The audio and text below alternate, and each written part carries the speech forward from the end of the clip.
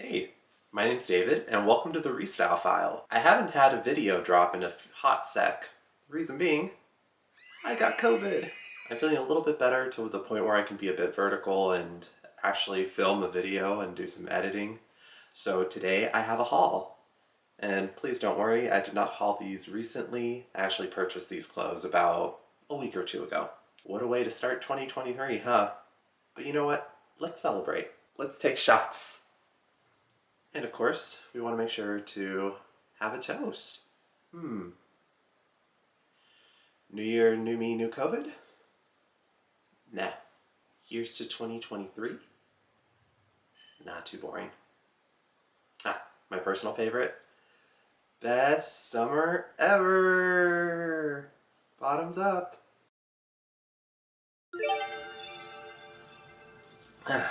That's better. If only it was that easy, huh? In this video, I'm going to be going over a thrift haul, letting you guys know what I paid for these items, why I chose these items, and how much I may be listing them for. I make content related to reselling, so if that's something that you'd like to learn more about, definitely hit that like button, comment, subscribe, and share this video with anyone that you think may be interested. I really appreciate it.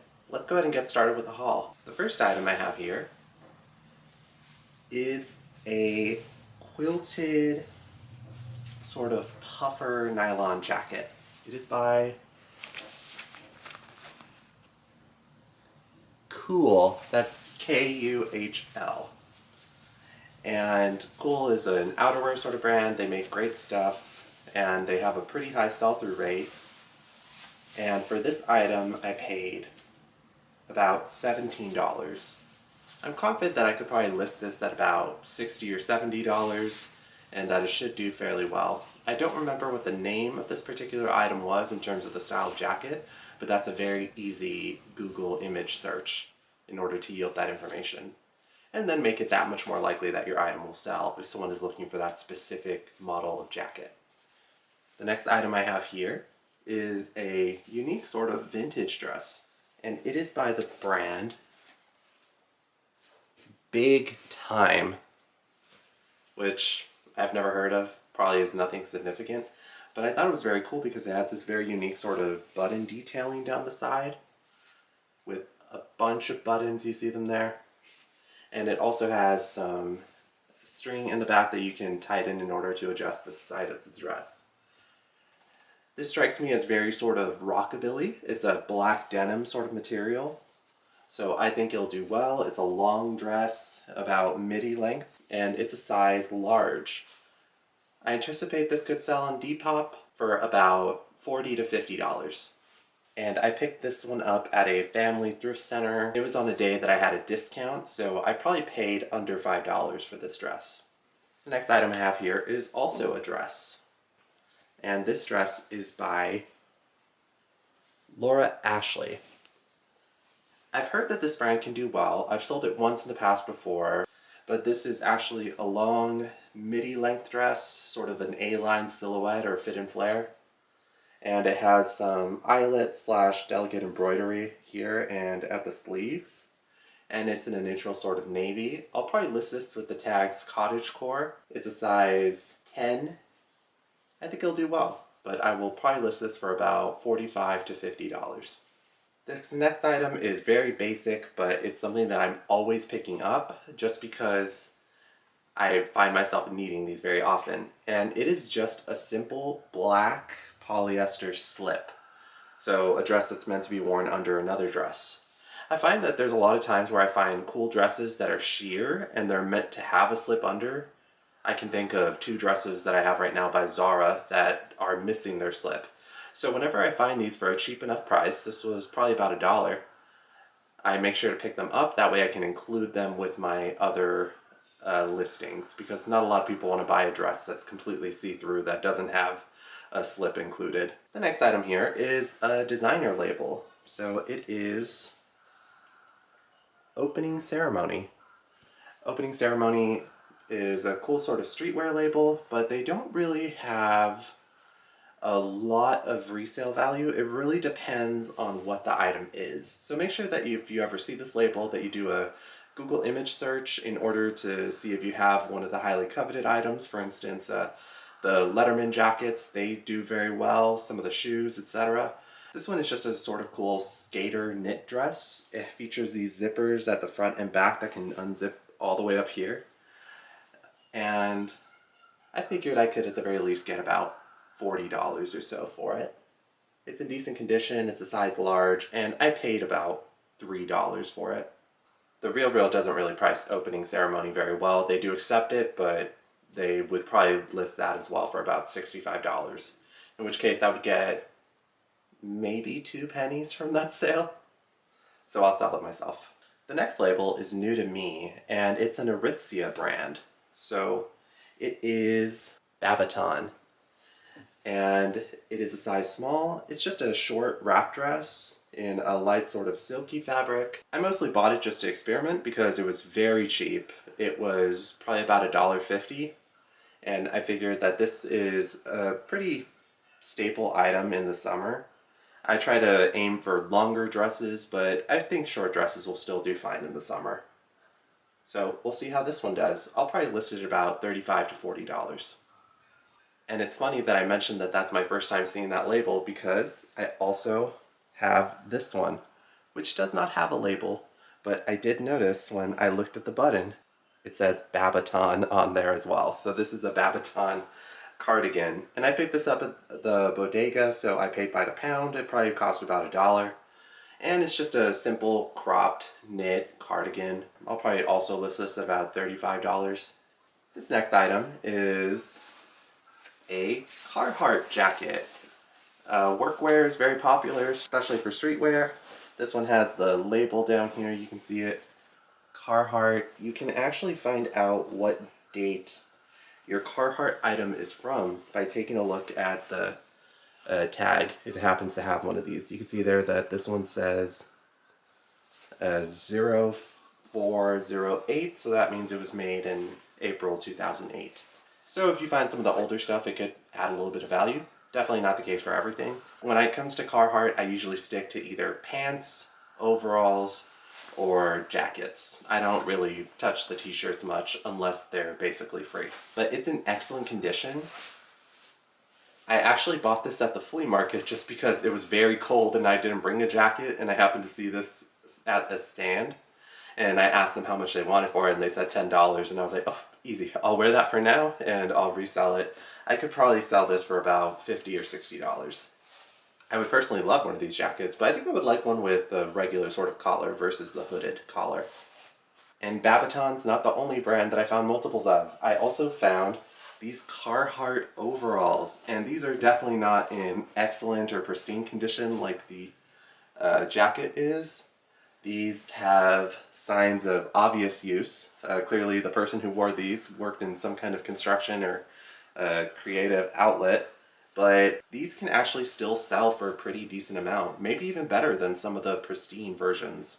And the tag on this one is actually so faded that I can't tell when it was made. But I did recently sell 2 of these for about $65 each.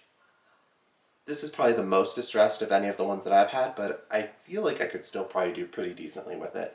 And I paid for the pound for this one, so it probably cost about $2 or $3.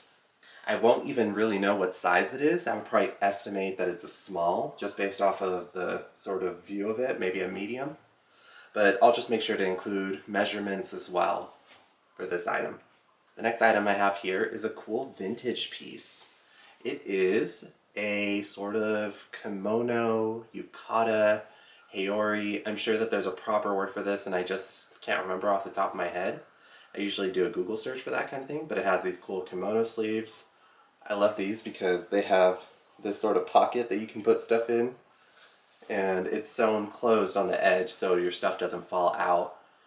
And I've had okay luck with these types of things, especially if you can find out what the materials are and provide good measurements, or if it has a very cool sort of pattern. I would probably list this at about $40 to $50. This next item I'm not terribly familiar with. It's a line of clothing that I don't really deal with much. It's a bicyclist singlet, skin suit, another sort of item that I don't know the terminology for, but I'll do some research before I list it. And it is by the brand Ekoi, E-K-O-I.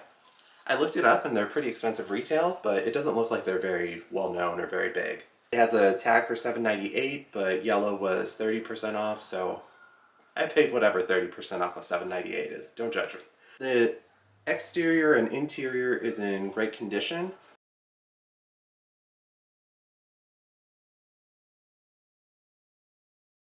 It is size double XL, 100% polyester, made in Europe.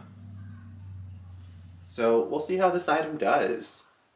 I would probably guess, without any additional research, that maybe I'd list this at about $70. I tend not to really go much for just simple bike jerseys, just because I don't see them selling for very high amounts. But definitely something that I could do a bit more research on. The next item I have here, a pair of Levi's. And these are a vintage pair. I've heard that the 560 style, which is the loose or baggy or relaxed fit, can do very well. From what I've researched on eBay, it does have a very high sell-through rate, almost over 100%. And these are actually a junior size. That's because they are a size 11. But they were cheap enough. They were $5.98. And I figured the dark color, the baggy fit, they have enough things working for them.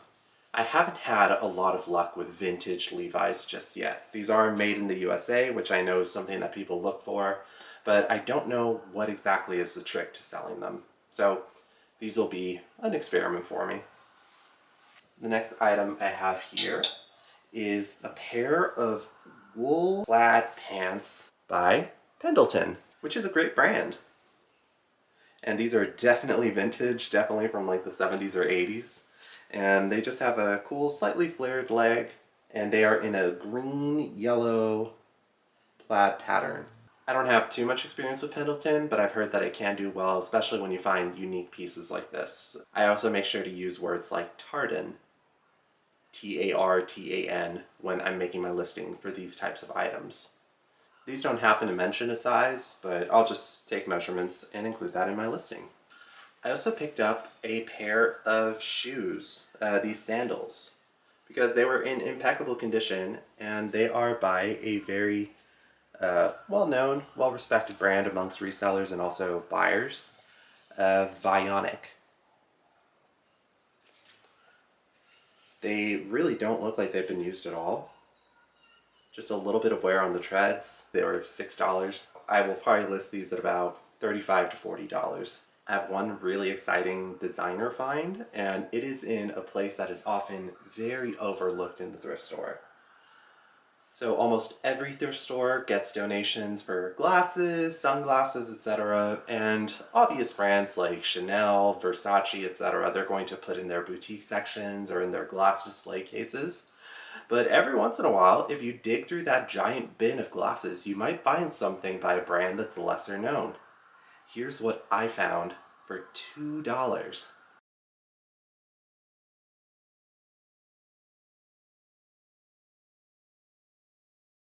So these, a couple of earmarks of this brand is they have a lot of sort of unique metal detailing.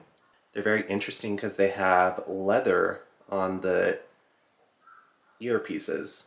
You could just barely see it.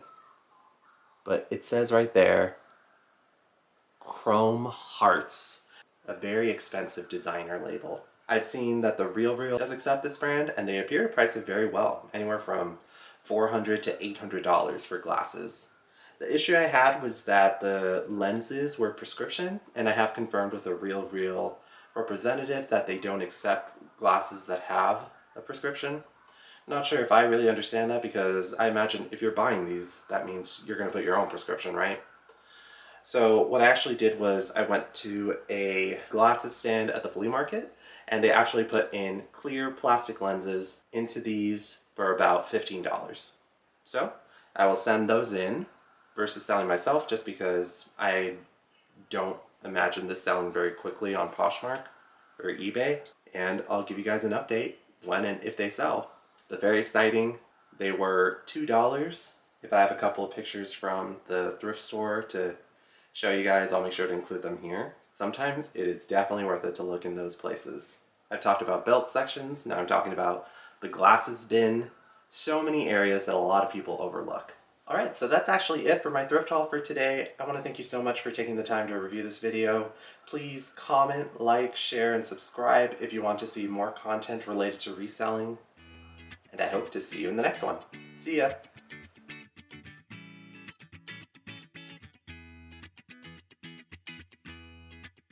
In today's bonus content, let me share with you guys some of the Christmas presents I got this year. Something really cute that my sister gave me that was handmade is this card that she made. And you can see there that it has my logo from the THERESTYLEPHILE. And this is super adorable. I can't wait to put it on my fridge. I'll see y'all later. Bye!